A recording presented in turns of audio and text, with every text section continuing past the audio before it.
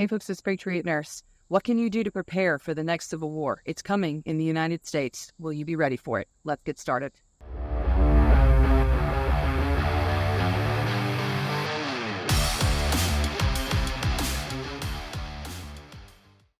So friends, I've been talking about this for almost a decade now, which some people use to lampoon me and say, oh, you've been saying this forever, Patriot Nurse. Guess what? 10, 12 years, which is the life of my channel, is nothing in the blip of history. It is a breath, a mere gasp in the expanse of human history. The lead up to the American Revolution took effectively 20-something years. It didn't start getting crazy about 5-6 years before 1776. The lead up to the conflict was, some people would say, completely predictable. And many people knew that something was afoot long before the first shots were fired, long before the Boston Massacre, long before the Boston Tea Party, long before Lexington and Concord. People were having the same issues that we are experiencing now in the United States. So what are they and how do we prepare for them? First, political violence has now become the new normal. It is not somehow this outlier of human history. Human beings have been fighting each other because of tribalism, because of differing ideas of how to conduct themselves for eternity past. And this is no exception now in the United States. The United States has gone through two revolutions. The first American Revolution, you have big state lovers, i.e. Tories and loyalists, who came into conflict with the patriots in the United States, people who didn't want to be taxed, wanted to be left the hell alone. Does that sound familiar? It always will be. There's always going to be one element that seeks to control the other and the other that just wants to be left alone. Where do you think we stand now? Leave me a comment below. If you had to flash back and apply today's rhetoric to yesterday's issues, who would be on the side of freedom? So it's pretty obvious when you do a survey of human history that political violence and political mediated violence is the norm. We have people now, as of this week, going to Washington, D.C., our nation's capital, taking down an American flag, setting it on fire, and then raising a Palestinian flag. So effectively, we have normalized treasonous acts in the United States and violent insurgency that is now given the look the other way.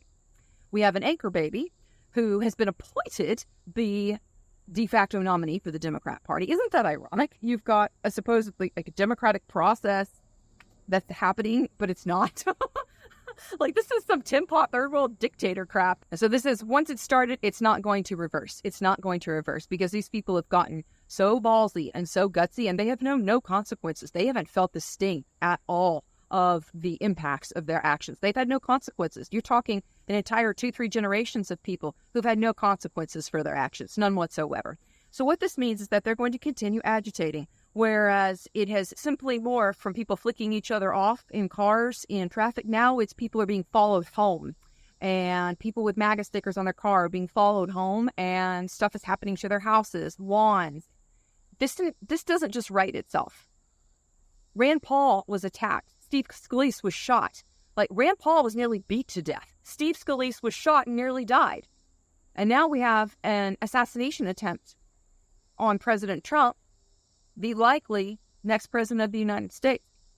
How do we prepare against this? You got to be able to defend yourself. So how does this walk out? I can tell you exactly what I'm doing in my everyday practice. Combat effectiveness is a huge part of being able to be a defender of the American birthright and to be a de facto defender of your community. That is what the militia is. So how do we do that? You have to be combat effective. That means work out. That means walk. That means do something.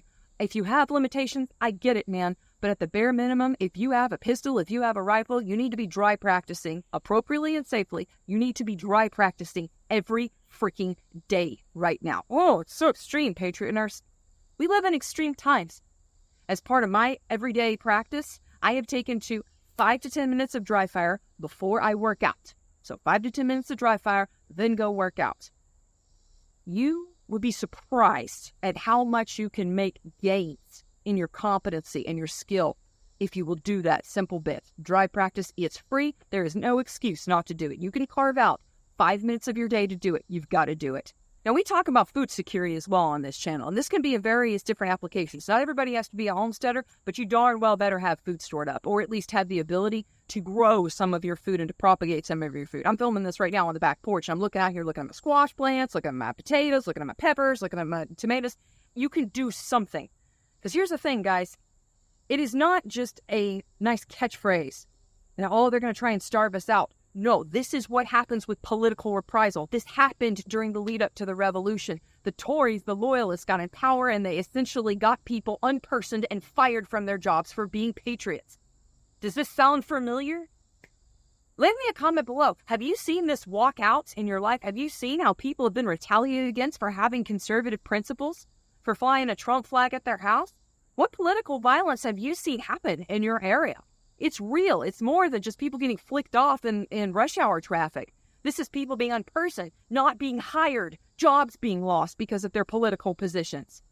Because they want freedom and constitutionalism. Imagine that. So having the ability to cover your food basis ensures that you don't starve and ensures that they don't get to weaponize your job against you. Any person who can hold the purse strings over you is your overlord, effectively. So putting space between their threats and our life. The next point here is the medical realities. Friends, let this sink in. Illegals who come here can have better and cheaper healthcare, effectively free healthcare, than what you and I can buy as native-born, natural-born American citizens.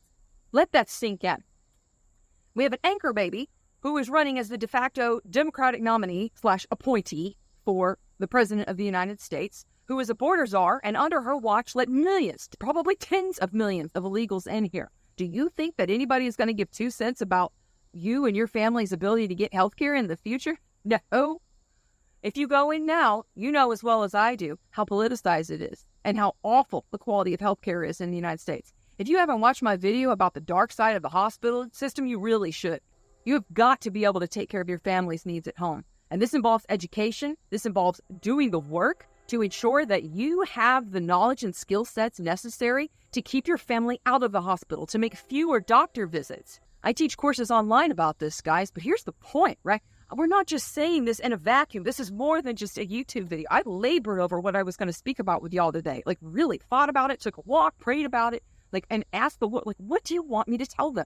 Really, I pray about these videos before I make them, guys. I don't just turn on, whatever, I'll say something to get clicked. No. We are so freaking close, guys. Of the 2 American revolutions that this continent has seen, we're looking at the 3rd one staring us right in the face. An upstart communist insurgency and the counter-revolution to put it down.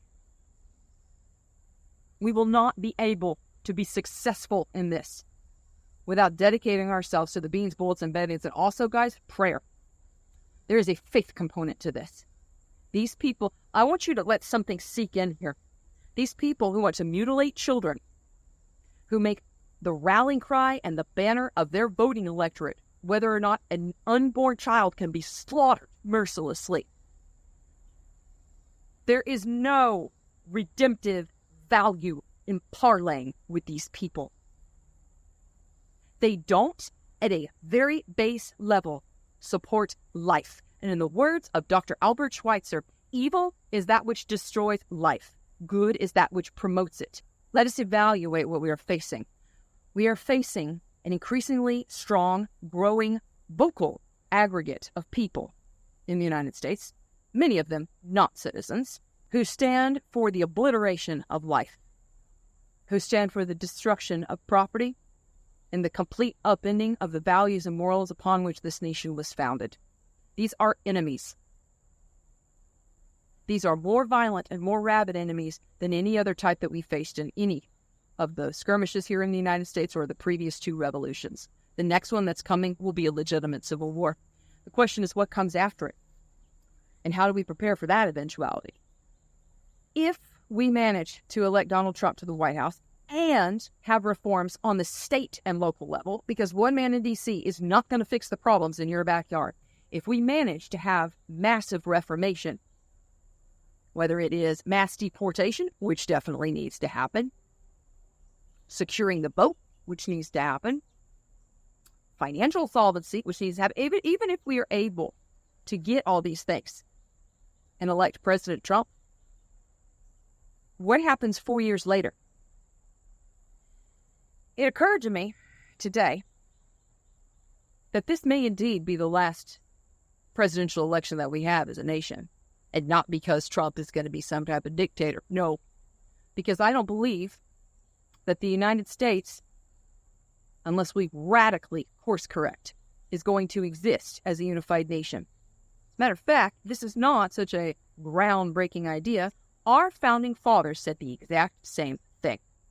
If you read the writings of the Anti-Federalists, they understood the nature of power and the types of people who seek it, i.e. politicians. And they recognized that eventually we would come to such a point in the United States, as Rome saw, as Greece saw, as nations and empires long before have risen and fallen upon, that once a certain group of the populace realized that they could vote away the purse strings of everybody else, we wouldn't last. We're there. So in order for us to be able to reassemble some kind of good governance from the ashes, we have to be combat effective, we have to be able to feed ourselves, and we have to be able to take care of medical needs. This is the foundation of civilization. If you can't provide for this, you are dependent, you are a slave. In order for us to resurrect these ideals of old, the self-reliance of the American Revolution, the appeal to heaven flag, we have to be able to do this. That's what I'm doing today. So, if you need action points from this video, let's recap. Number 1, you need to do something every day to increase your combat effectiveness. This means your physical fitness. This means your capability with self-defense. Dry practice is the easiest, cheapest way to do this. There are plenty of videos that can show you how to do that. 2, you have to be able to produce or have enough food stored up to meet your needs, I would say conservatively for 6 months. That sounds kind of big. Start at 6 weeks, move up to 2 months, then 3, then add on as much as you can. Things have gotten so freaking expensive now. Food is ridiculously expensive. This is a function, of course, of inflation, but also of a world that is rapidly changing. We have been in a period of expansion, of globalization, but that's changing. We're in a period of radical deglobalization now and essentially bringing things back home because people realize that this just-in-time inventory and supply chain issue, this isn't working, and it's not something that you can build a solid foundation on for the future. It certainly doesn't withstand the winds of change very well, as I'm sure we will continue to see since COVID. And then the medical. You've got to be able to take care of your family's medical needs at home, whether it is you pursuing training as a midwife or your desire to learn more about the plants, your desire to have more functional knowledge and have better question asking when you go into the doctor's office, to know how to take a blood pressure at home. I can help you with that. I've got 2 courses online that you can train with me with, but I also have a free back catalog of videos here online that you can learn from, and I've got playlists to get you started. So friends, that's where we're at. I really wanted to share this video with you today to get us out of passive mode into action mode. So share this video with one person that you know would be benefited by it. And also leave me a comment below and tell me, just as a point of accountability for yourself, what is the one action step that you are going to take today? What is the one action step that you are going to take to improve your combat effectiveness, to improve your food self-sufficiency and your medical self-sufficiency? Let me know what you're going to do below. If you enjoyed this video, friends, please be sure to give me a thumbs up, to like this video, and also share it. And please, if you haven't subscribed, because about 2/3 of you have not subscribed who watch me regularly, please subscribe and hit the bell button. If you are not seeing a video from me every week, then you're probably being censored by the algorithm, so make sure and check back here regularly as well. Friends, I hope the video was helpful for y'all. Have a blessed weekend. For now, it's Patriot Nurse signing off, and I'll see y'all later. Bye.